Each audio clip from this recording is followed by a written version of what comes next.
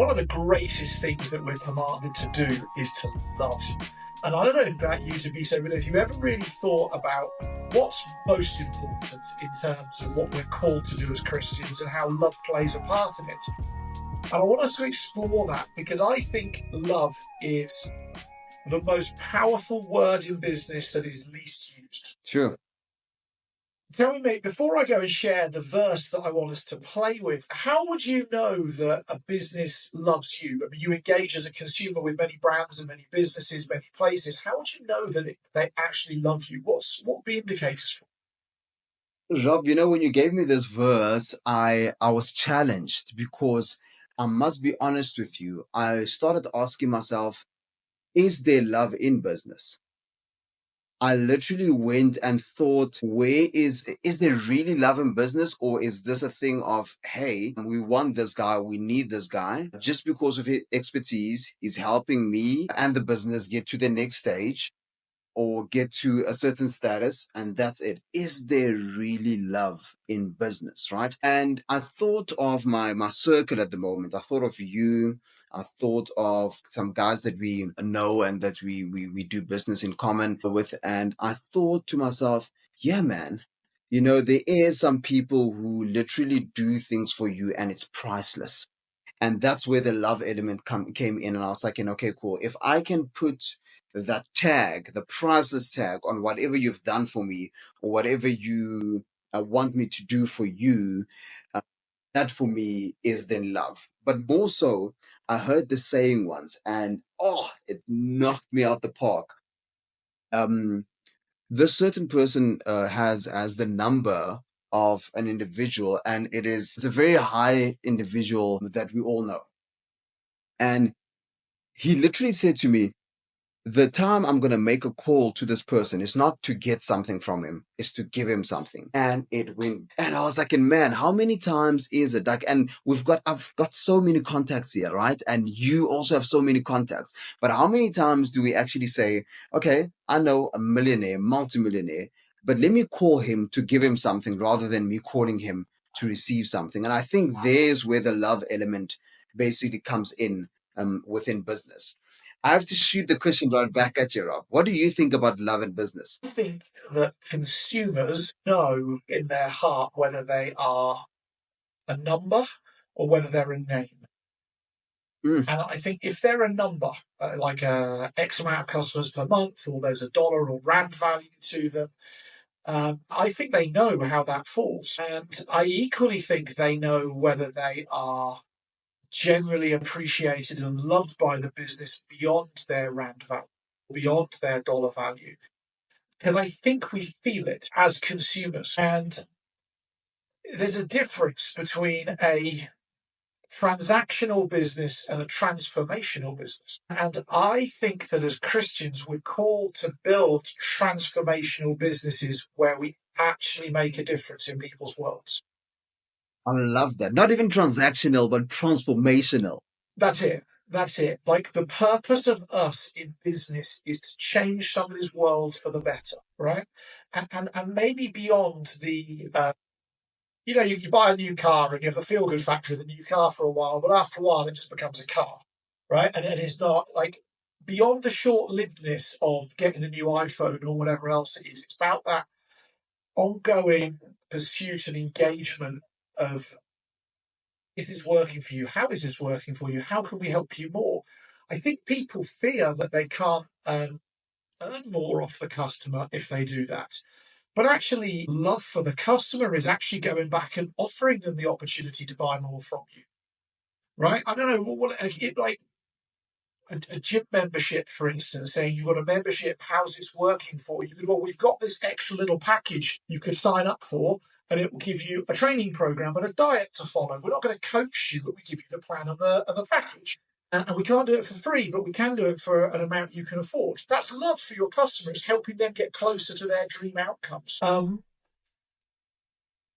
it's evident in businesses, when I look at businesses, in two ways about whether business owners actually love their customers or not. One is the quality and quantity of marketing that they do. And the other one is the quality and quantity of consistent, ongoing customer communication they do. And when those two things are transactional, so it's always a sell, for instance, or it's minimal, or maybe it's once a month or once in a while, there's no love in that, right?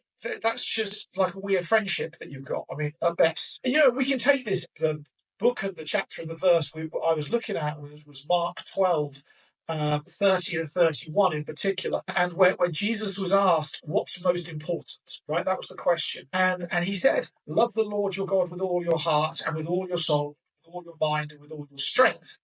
And second is this, love your neighbor as yourself. And I wonder what happens when we take the cash. Do we actually give the customer back more than the value of the cash they give us in terms of outcomes they achieve? So that's my 2 cents worth of why I pulled it up. I think that love your neighbor as yourself after loving God. Your neighbor is every employee and every customer and every human being you ever touch with through your work. 110%. I heard the saying once by a gentleman that was doing the sound for an event where I was emceeing, and it's like in Thabiso, I always make sure that I give 150% to my client. So if I fail, let's say with 50%, I'll still be giving 100%. And I was like, whoa, that is amazing, because that's initially what we should do. And that is showing love, And sometimes showing love does also mean that put yourself in a little bit of an uncomfortable position to see the other person grow and to see the other person get really what they want. But I must say that comes back to in multifold. I've seen that over and over in my own life as well. But I guess it's also the attitude in which you do it. If I have to MC for 4 hours and the dinner event goes over into 5 hours, am I going to charge them extra? No, I'm not going to charge them extra for that. But I'm going to go in and have the extra mile that I also taken in that. And that's due to love. And that's due to something that, of course, I also love and something that I'm called to do. And I think in business, we forget sometimes to have that part. And we forget sometimes that, yes, time is also a commodity and that we should be pretty much strict with it, if I can put it that way. But it can also be used as a tool to show love. I don't think time's a commodity. The challenge play with that. Time's gone, and with God, there is no real time. Like 1 second can be 10 years, 10 years can be 1 second. And so the question is, this perception of time that we've got, is it really ours to use anyway? Ooh. And if it is, then what should we be doing with it? So maybe it's not a commodity, and maybe it's not actually ours. Maybe it's his, and actually us stewarding our time on his behalf is almost the same as stewarding our money. Totally hear you. When the Bible also says he put the years, the days, and the seasons and the months in time, it's quite amazing for me that it talks about all of that.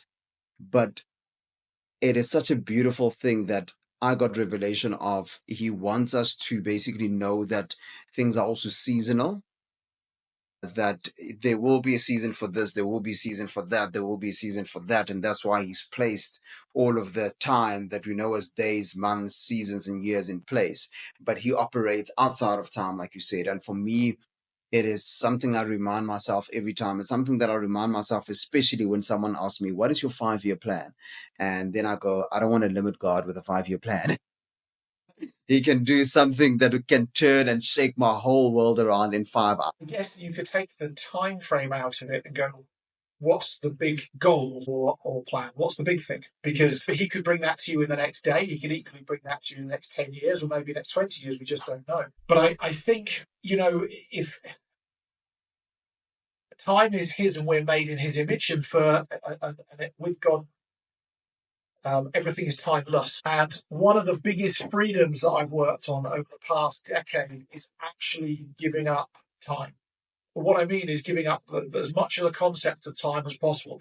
I have to have meetings booked in my diary and stick to it. Otherwise, I can't pay the bills and whatever else. But if somebody needs an extra 30 minutes, they get 30 minutes. And I don't even think about it. As long as I've got not another person waiting, the person gets the time. I don't think about it, because there's a reason why they need that time, and it's been brought to me by him, and I need to respect. Quickly about time, and this is also going to be fall in love.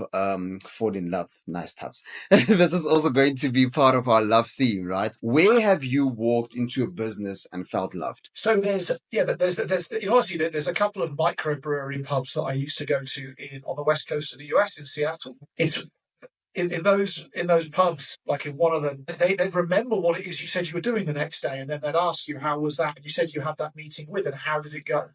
Right? That for me sticks out as an experience, and it was beyond a autopilot thing. It was through a genuine desire of curiosity. How did it go? And that's definitely a place in a business where I've felt some love.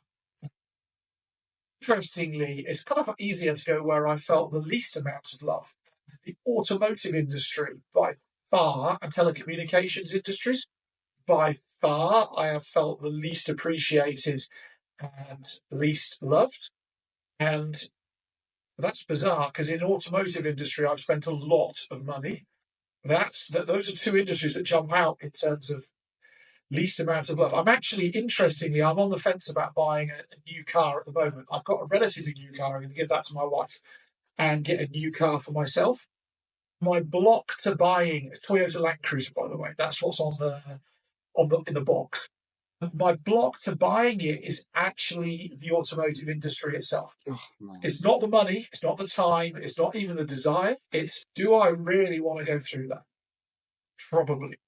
I totally get you. And there is, it's, I think that's sad, and that's beautiful that you brought up this verse, and we are partnering with business, right? It gives us a challenge. It gives the viewer a challenge as well. Is that where can we see how we can give our client maximum love? Because it's easier for me to say, hey, yeah, they didn't feel love, but it's hard to think about, hey, where is the place that I've received a whole lot of love? I must also salute you and commend you in your coaching sessions. I love the fact that you always ask about me, you always ask about my wife and my kids and how we are before we go into any of our sessions. And you remember the previous stuff that we did, which for me shows love. And I totally agree with you, is that there's more in my bank of memories where I feel that I was unloved when I walked into a business or into an institution, then that I feel love. And I think it's a beautiful challenge to me and to the viewer out there as well on how we can show more love within our businesses. I got out of the box. I flew to Europe, I think it was last year. Anyway, I flew to France. I flew on an airline, and I'm sat in business class. And the steward said to me, is there anything else that you would like at the end of dinner? I said, I would love a cognac. He said, but we don't have cognac in this business class. I said, okay, no worries, that's fine. Then I'm good. And he disappeared. He just left. Somebody just leaves you on the plane and they just move on. I completely blanked it from my mind. I put my earphones on, started watching a movie. He came back and there was a tap on my shoulder. He'd been to first class and got me a cognac and brought it back. And that for me was an element of love that I will remember. It was Emirates, if anybody wants to know the airline. It was Emirates. And that for me was that guy actually